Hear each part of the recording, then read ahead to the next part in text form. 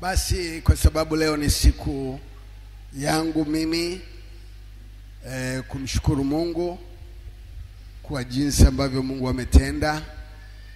Kwanza kabisa namshukuru Mungu kwa ajili ya Venance. Alituheshimisha, kaleta mchumba wake, tukamuoza hapa. Sasa wana mtoto. Shukrani hiyo. Na pia jambo la pili, tunamshukuru Mungu kwa jinsi ambavyo wamekuwa pamoja nasi katika kipindi ambacho tumepitia. Ilikuwa ni kipindi kigumu, lakini Bwana ametushika mkono sana sana. Na kanisa wote tuna ushuhuda huo kwamba Mungu amekuwa pamoja nasi katika kipindi kigumu ambacho tulikipitia cha kuondokewa na mke wangu. Sasa tuna siku 40 karibu na 5 sasa toka alipoondoka duniani, na tulimlaza wote hapa. Kwa hivyo tumekuja mbele zenu na mbele za Mungu kwa ajili ya kushukuru na wanangu. Na kwa mara ya kwanza nimeweza kujenga kanyumba na wamekafungua wanangu jana. Kwa hiyo wamelala hapo kwenye hako kanyumba. Ingawa kajakamilika, lakini walilala nyumbani. Kwa mara ya kwanza wamepata nyumba ya kulala kwa baba yao. Amen. Kwa hivyo nina mambo mengi ya kushukuru, ila wawape microphone ili waweze kuzungumza.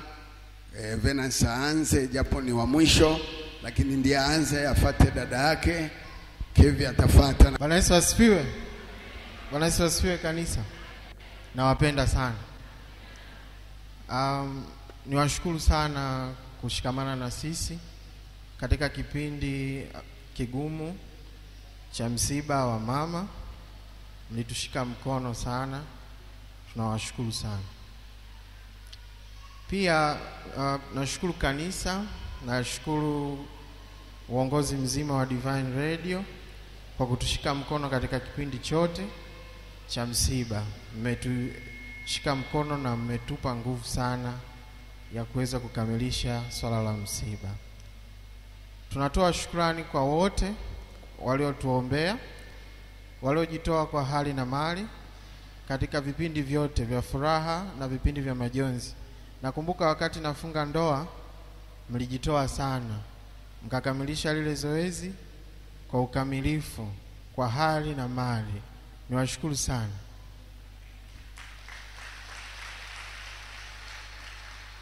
Sisi wa Tanzania tuna tabia ya kukaa kwa pamoja, kusaidiana katika shida bila ya kujali kabila, bila ya kujali rangi, bila kujali chochote.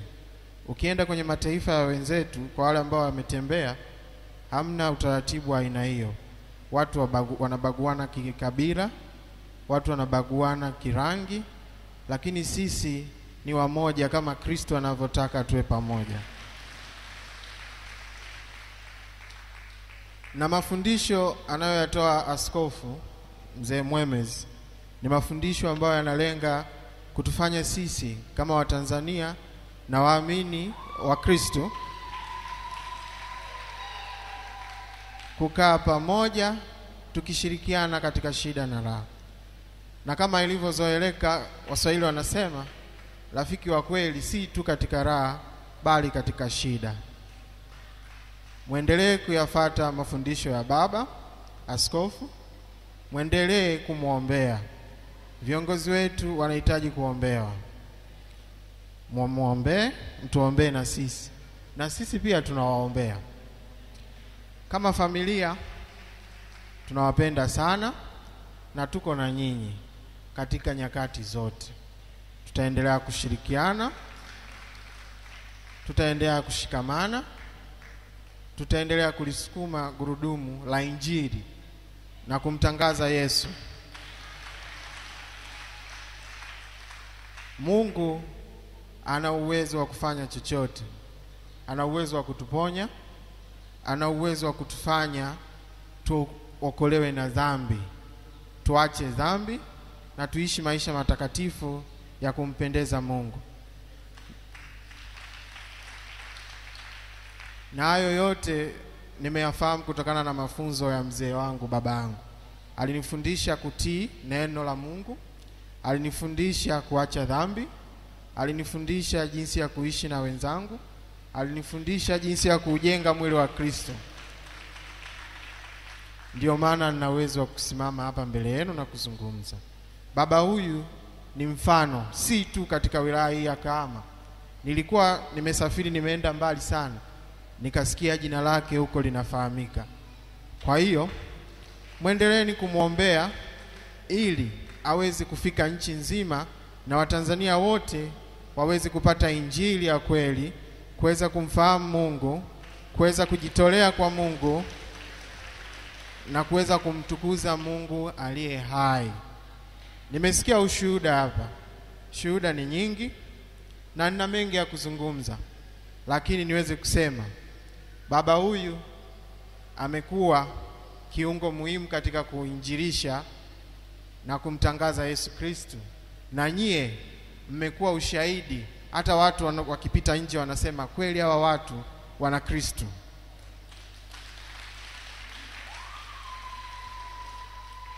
Nitamkaribisha na mke wangu awasalimie, maana sisi tu pamoja.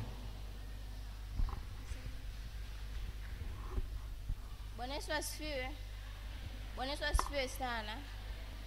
Kwanza napenda kuwashukuru kwa kipindi cha msiba tulivyoondokewa na mama. Mlikuwa pamoja nasi katika kutufariji. Tunashukuru sana, mbarikiwe. Lakini pia napenda, nimemleta mtoto wangu hapa. Mungu amenibariki mtoto wa kike. Anaitwa Jana Kagemulo. Asanteni. Sina mengi zaidi. Niwakaribishe kaka yangu Kevin Mwemezi naye azungumze. Mwalimu Kevin Mwemezi azungumze.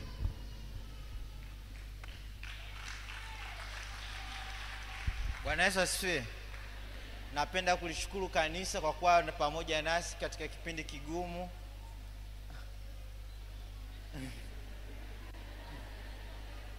Napenda kulishukuru kanisa, mlikuwa pamoja nasi katika kipindi kigumu cha kumpoteza mama yetu. Mlitufariji, nilipokea faraja nyingi kutoka kwa watu mbalimbali. Walikuwa wananitia moyo, walikuwa wananipa maneno ya kunijenga. Kwa kweli Mungu awabariki sana. Napenda kuwashukuru sana. Asanteni sana.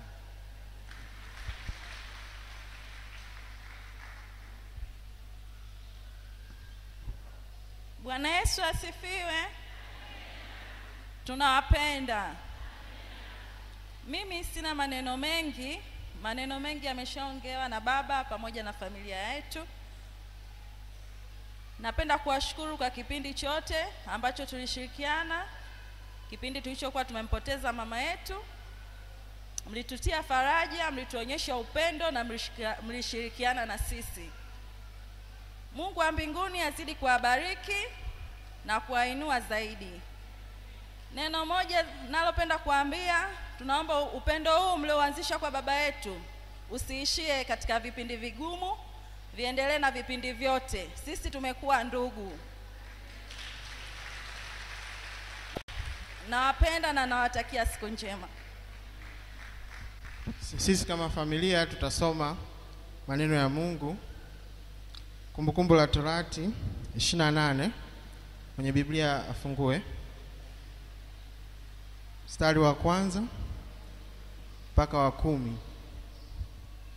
Nitasoma. Itakuwa utakaposikia sauti ya Bwana Mungu wako kwa bidii, kutunza na kufanya maagizo yake yote ni kuagizayo leo, ndipo Bwana Mungu wako atakapokutukuza juu ya mataifa yote duniani. Na baraka hizi zote zitakujilia na kukupata usikiapo sauti ya Bwana Mungu wako. Utabarikiwa mjini, utabarikiwa na mashambani, utabarikiwa uzao wa tumbo lako na uzao wa nchi yako na uzao wa wanyama wako wa mifugo, maongeo ya ng'ombe wako na wadogo wa kondoo zako.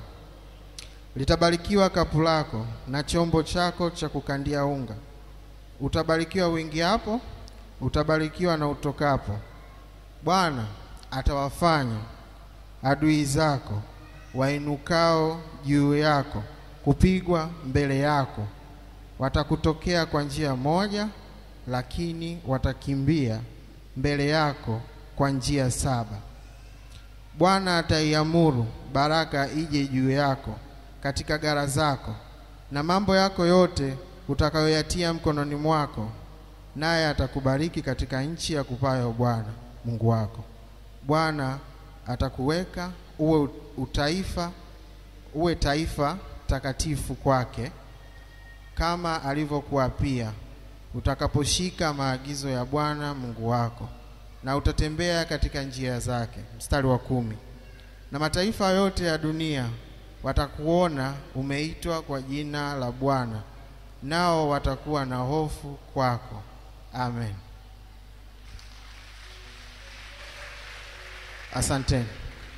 Mungu awabariki.